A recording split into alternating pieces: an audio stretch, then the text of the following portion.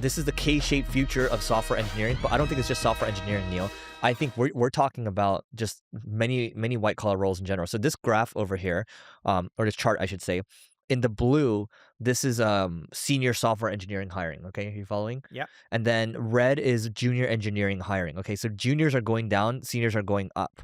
And so when someone says the K-shaped future of this, the way this is this article starts off, it's developers are cooked. If machines can code this well right now, what's even the point of engineering? But we're seeing the same things for marketing across the board right now. If all this can be done, so my whole thing right now is I think to motivate people to get off their butts, I'm just gonna be making videos on me doing these tasks in 20 minutes or so. And if I can get it 7 or 8, like, wake up, guys.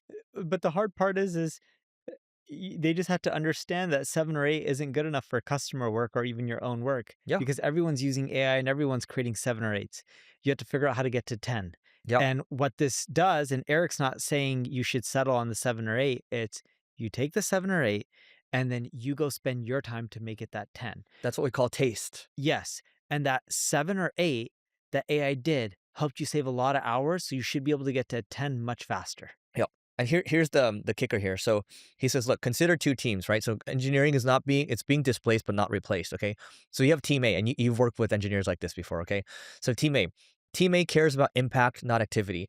They handle ambiguous problems without paralysis. They understand the product, business, and the data, not just the code base. They design high leverage systems and actively reduces complexity. That highly reduces complexity. They adopt new tools quickly and apply them with taste. They obsess over the user experience and they find creative solutions to hard problems. Versus Team B, Neil, for engineering. Okay, Team B, they build before understanding the problem. They fixate on performative code quality. They bike shed details instead of making users happy. They complain about headcount and stretches timelines.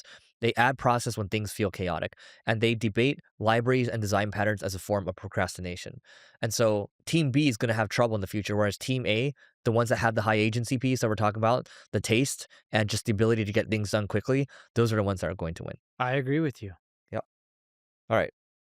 You pick one. We have about 9 minutes left. Let's talk about what to do about the AI. Oh, wait, Neil, you like this one. Before we do this, Slopocalypse. Okay, thank you. So Procter and Gamble, I was talking to someone recently. I don't know if we talked about this, but I think he's going through a process right now. So he's selling his e-com company, okay? So Procter and Gamble is trying to buy his e-com company. And so he's talking to Procter and Gamble. He's like, he's talking to his founder. He's like, at Procter and Gamble, they own what? What brands did Procter and Gamble have?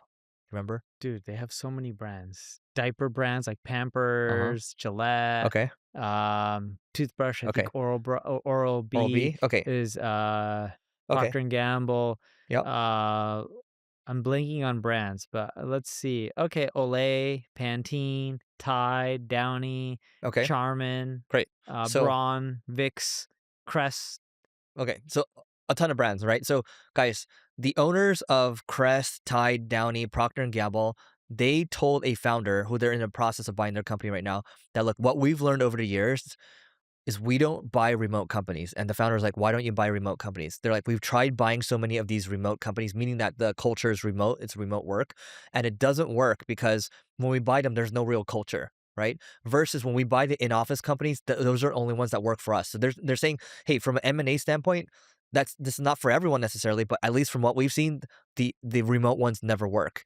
And I think that's an interesting discussion point because you bought a handful of companies these past years, right? And so, but most in office, like, what's the percentage of in office versus remote, and what are the differences that you've seen? So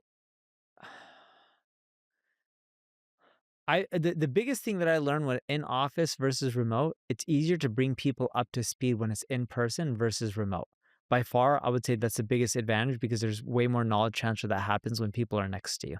Which is interesting. So you say that, watch, Neil. So when you say there's way more knowledge transfer, doesn't that just mean the knowledge transfer in general is a lot faster? Yes.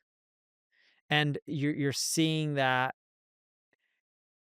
the thing that's valuable about in-person is knowledge transfer from seasoned execs who have been doing this for a long time. It transfers to younger people way quicker than ever. Mm-hmm. Yep. I'll tell you, we just had a new senior brand manager for my YouTube start, right? And the way I'm like, I'm talking to him every day, but man, if we're in the office, we'd be probably accelerating like 4 times faster or so. But I'm like not letting my grip off. I'm like, no, you're gonna learn all these things. I'm bringing you with me. I'm gonna make you great with AI as well. I'm gonna make you great Yeah, in content side. But I just think it's interesting that was an insight from Procter and Gamble because they buy a lot of companies. they buy a lot of companies. So they like everything that's in person Yeah, versus non in yeah, person. they've learned to no longer buy remote companies. Just doesn't work for them. Yeah. Yeah, and I wouldn't say that you can't build a remote company because there's a lot of successful remote companies that are worth a lot of money. It's more so you have to figure out the culture of your own company and works for you guys. And sometimes when you bring in something that's very different than what you guys are used to, Hmm. it's just a disaster. Here's the problem with most marketing agencies. They don't understand what is happening with the world of AI. With my agency, Single Grain, we think about agentic workflows. We think about creating agents for the future. When we think about SEO, we think about creating different products, such as internal linking products or content consolidation products. And on the other side of things, we think about building products such as Care. We just think about making marketing easier overall. If you want to stay at the cutting edge of marketing and at the same time leverage the power of AI, go to singlegrain.com and we'll see you on the other side. Yep. Before we move to the AI slotpocalypse, so this one's a quick one, but 85% of AI search results come from third-party sites. So originally, everyone's talking about making these listicles and publishing on their sites, right? But it's not hard for these LLMs to quickly figure out, oh, they're just publishing on their own site. So this was published from AirOps, and he's like, we've analyzed thousands of AI search results across hundreds of brands. The content on your website accounts for roughly 15% of why you get mentioned or cited in AI responses. The other 85% comes from everywhere else. So partner sites, news articles, third-party roundups, Reddit threads, whatever. A lot of this, guys, is guest blog posting. A good chunk Yes. of it's guest blog posting back in the day. So Uh-huh. And Eric and I called this. Remember we talked about yeah. this like 6 months ago, being like the problem with ChatGPT's algorithm is Hmm. you can pull a listicle on your own website and get cited, and eventually this is gonna go away because it's like the old way of spamming Google and stuff like that. I get it's different, but it's similar to how easy it was, and we're like, this isn't gonna last. Yeah, it's too easy to game, and when it's too easy, then it is what it is. So, this AI apocalypse piece. So, this is from Ali Miller. So, this was a disagreement between Andrei Karpathy, so this strong AI scientist, and also this guy Boris, who actually is the creator of Claude Code. Okay, so they actually were disagreeing about this. So, um, they were just saying, look. When the cost of generating anything at any quality level plummets and there's still market leverage for attention, generators will take advantage of it. It's why one company is cranking out hundreds of reels/TikToks per day. It's why another is cranking out 3,000 podcasts per week. Code might improve, but the content and social and research worlds are rougher waters. I too predict a slot apocalypse this year. One that Mosseri, I think that's the CEO of Instagram. I'm not sure if I'm pronouncing that right. And Presser and Daniel Eck from Spotify will be thinking about daily. The smart generators are already thinking about second order impacts. Examples for content creators. If everything is AI generated, maybe I should only post human things. If everything is AI generated, maybe I should have a separate community that's off socials. If everything is AI generated, maybe I should host more in-person events. And then if everything is AI generated, maybe I should make a social media app that is only for AI bots, right? So there's a lot of this AI if situations. The big question for me is less on quality because it will get there, right? So we talked about like what was it's already a 7 or 8 out of 10 for these like advanced copywriting, and I think you and I have fairly Yeah. high standards. So a lot of people it's probably 8 or 9, if I'm being honest. Um, I'm Some thinking, people it's probably even tens. They're like, wow, this yeah, is great because they couldn't write the yeah. So I, copy I think we're themselves. particularly hard when it comes to copy, right, on psychology. But the big question for Ali at least is less on quality because it will get there. I'm thinking about whether people will continue to engage with AI generated content, whether they build affinity for AI creators and at what level compared to humans, and whether they rebel against it and at what speed. So that's the coming apocalypse, and I think you and I can both agree that there's marketers, especially, we're going to take advantage of apocalypse. We are, but I believe this world is changing where people are fed up with AI content. A lot of the Yeah. younger generation are stopping to use TikTok and platforms like that because they're overwhelmed with the AI content. Yep. And we're seeing it, and it's just becoming really ridiculous. And one, a lot of what's created is just fake. Two, uh, people are just fed up with it. So much so, if you look at Sora, no one talks about Sora, and it's not doing that well Dude, you anymore. know who uses Sora? My entire building, the people who work in the building, right? They're like, I was talking to one of the guys who's one of the food runners, and I was like, "What are you looking at on your phone?" Because I hear all these noises, right? He's like, "Check this out, dude!" And he's like doing the Sora, and he's like, the picture is like of another employee that works in the building, and they're like doing Soras, like making fun of each other. I'm like, so you actually use Sora too? He's like, "Oh my god, it's so big, blah blah blah." So I think you and I are just out of touch. No, have you seen the recent articles on Sora? It's probably the usage is down. The Like, usage is yeah, down a I lot. used it for like a day, and that was it. So. Yeah. There's a big financial site that just wrote about Sora. Sora usage down. Where is it? Uh Okay, as of Jan 20, this is from AI Overviews. As of Jan 2026, the usage for OpenAI Sora app has experienced a significant decline following a strong initial launch, with reports of a 45% drop in monthly active installs in January 2026 compared to the previous month. Dude, That's a massive drop.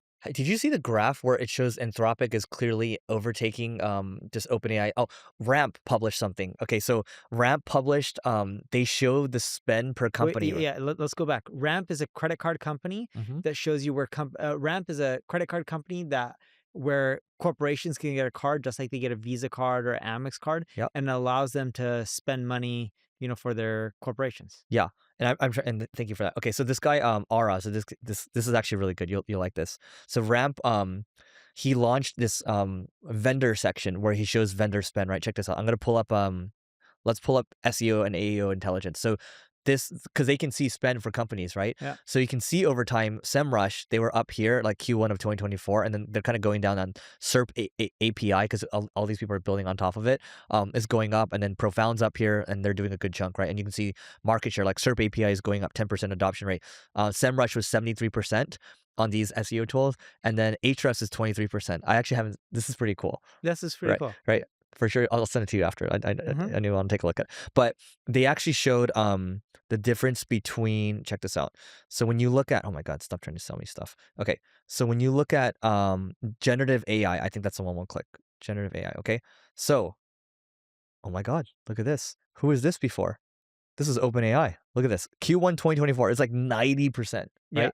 And you Also keep in mind the market's increased as well, Mhm. so you can't just look at the bar meaning someone dropped in Fair revenue. point. Eric's not Yeah. trying to say that either. Yeah, fair point. So we're just, I mean, market. This is just market share over time. You can see adoption year over year as well. But then you see who comes in here. You see Anthropic starts to really jump in here, and it's going to continue to increase. And so our point of saying all this is that I think when we're talking about OpenAI, I find myself using the Claude app and Claude Code a lot more, and I find myself using ChatGPT a lot less now. I don't know about you. I don't know how you're using Gemini quite a bit. It seems like. I use Gemini quite a bit. Yeah. I use ChatGPT for health, probably like for uh 3 minutes, no more, 10 minutes a day Uh-huh. For your health? for my health. I think it's amazing. Yeah. It tracks all my food to eat. My kids have this new thing. They started it in late December. Mm-hmm. I don't know if I ever told you, or did I tell you? No, I know I told Mike. So my kids in public, I'm a pretty skinny person overall, will start pulling up my shirt and be like, "Look at this belly, so cute." And then they put little fuzzies in my belly button, That's funny. What's a fuzzy? like a fuzzy, like a cotton Okay, or like okay, a yeah. little like lint or whatever it is. And they went from doing it at home. I'm like, what the heck? So my daughter started doing it first. I'm like, where the heck did you learn this from? So then my son starts doing it because he's copying her. She's older. So then, it started snowballing from there. And I keep telling him to stop. And I'm not one to like hit my kids or anything like that. Like, I'm not going to put him in a timeout for saying, like, look at your belly and like poking at it and stuff. And I'm pretty skinny. Like, if I wore a shirt, you would see nothing. I can pinch it in. So it's not really a belly. Um, so then they started doing it in public and I got fed up with it. I'm like, okay, I'm going to lose this pinch an inch. So I started keeping track of Claude, not through ChatGPT, my daily calorie deficit, because Okay. that's the easiest way to burn Yeah. fat. Noah would know this more than anyone else. Is that correct? So then from December 29th to what is today? Jan 30th, because I was so fed up with it, I've dropped I went from 131 to 126.4. Isn't it funny? All the time you spent losing weight instead of disciplining your kids. I tried trying to convince him. I couldn't do it. So it's just easier. I'm like, you know what, forget this. I'm just gonna get rid of my pinch inch. I'd probably have like another 2 pounds. So another 2 weeks and I'm done. Yeah. Okay. And then after I will not use Chat GPT at the And then same you'll find level. something else to get you. But okay, the last thing we'll end off with here on the Slopocalypse piece is, I think this is, we're going to see a lot more of this. I think people like these conversations, right? And I get a lot of good comments on this podcast, but I think in-person events too. I think people making content saying this is 100% human generated. I think that's going to do well. I think people making content in different languages. So I think this Slopocalypse, I think a lot of people are going to take advantage of it. But I do think, to Neil's point, a lot of people are fed up with it. And that's a good thing. I think it's good for people to and go outside, right? Go touch Yes. grass or something, right? Yes. Yeah. Yeah. Yes. People need to live normal lives and interact with other humans. That's the way to do well in today's world in business or anything. I think people are like forgetting this interaction. I saw something from Mark Andreessen, which was a really good interview. It was published somewhere on the internet. Lenny's podcast. Yeah, he's talking about how developers believe they can do product Oh yeah, and the Mexican design. standoff. Yeah, Mexican standoff, and how product and designers think they can do development and the other features as well. And I think he's very spot on. But you still need in an organization the people who are exceptional at development or the people who are exceptional at Mhm. design, because AI isn't there fully yet. And even if you think, okay, AI is going to be there and it's going to write everyone's copy, or AI is going to do everyone's development. Well, if you can't figure out how to do it better than what everyone else is using and stand out, you're going to fail. And I'm better at giving an example for marketing than I am for development because I'm not a developer. But in marketing, if AI is writing everyone's website copy and boosting conversion rates, that'll be the new norm. It won't convert as well because everyone sees highly optimized copy. You then have to go and figure out how to pivot and make your conversions better than everyone else. An example that everyone can relate to is if you look at ads before were purely, or majority of companies would strive for Super Bowl quality ads. Would you agree with that? That's what people really wanted. Yep. Now, if you look at today's advertising on the social web and even sometimes on TV, you're starting to see a lot more lo-fi stuff. Why? Because it converts better and people are tired of the over-polished stuff. And I think that's what's going to happen in AI, in which you're going to have all these people using it for the same thing. You're still going to need humans that are the best in class at what they do. You combine them with AI, you're going to crush your competitors. You just All have I'm to gonna find say them. to end it is, as long as you have a bias to action and you're curious, you will crush everyone around you. That's all I'm gonna say. And we would like to hire you. So both of our companies are hiring people like you. So let us know and show us your bias to action by showing us some examples first. Just don't give us a random reach out, please. Yeah, don't send us an email being like, you're doing this wrong. We want to know how we can do Yeah. it better and show me a real example. Yeah. Or like, just like, if you want editing work, like, do like one test edit. Okay, it makes you stand out faster. But before we go, dude, does it irritate you? Because for me, I get so many editing emails It's on a weekly nonstop. basis, and none of them ever show any examples. None. And if they do show example, it's an example of some random other account, and it's like, you could have used AI and showed Yeah. me an editing example of my own If you just stuff. go the extra mile, you're gonna run circles around everyone. That's all we'll say, and we would love to work with you. All right, bye. Take care.